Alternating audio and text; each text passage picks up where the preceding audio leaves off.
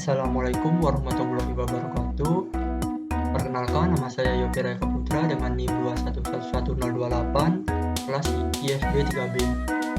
Pada kali ini saya akan menjelaskan pengertian etika, etika profesi di bidang IT, pelanggaran di bidang IT, dan undang-undang.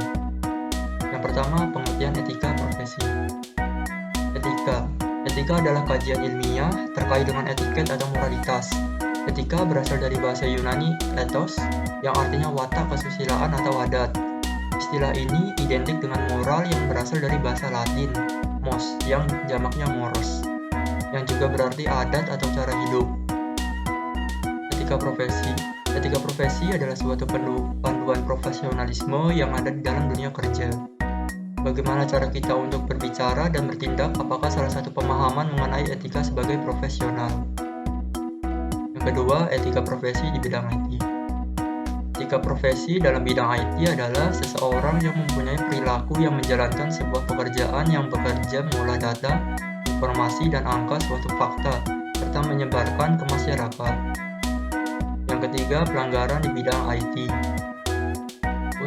Unauthorized access adalah ketika seseorang masuk ke jaringan komputer, sistem, perangkat lunak aplikasi, data, atau sumber daya lainnya tanpa izin.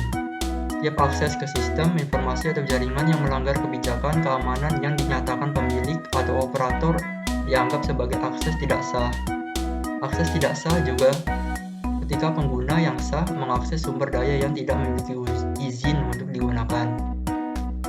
Hacking dan cracking dapat digunakan untuk menggambarkan aktivitas yang melibatkan upaya untuk mendapatkan akses ke sistem komputer untuk mencuri, memodifikasi, atau merusak data yang ada di dalam sistem tersebut.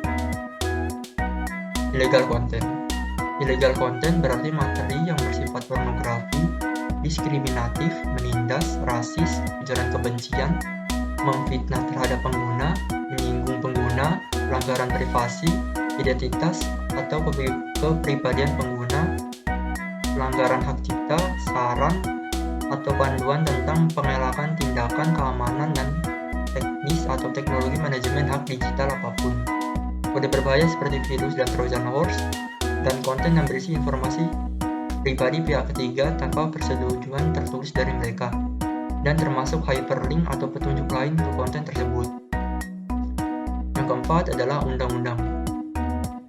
Undang-Undang Nomor 19 Tahun 2016 atau UU ITE, khususnya pada pasal 27-30 mengenai perbuatan yang dilarang. Lebih lanjut, aturan tentang hacking diatur dalam pasal 30 ayat 1, 2, dan 3 mengatakan bahwa 1. Dengan sengaja, tanpa hak, dan tanpa atau melawan hukum mengakses dan atau sistem elektronik orang lain dengan cara apapun.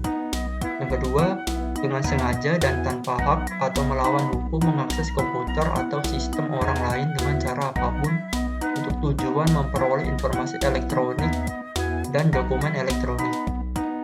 Yang ketiga, dengan sengaja dan tanpa hak atau melawan hukum mengakses komputer atau sistem elektronik dengan tujuan melanggar, menerobos, melampaui, menjebol sistem pengaman.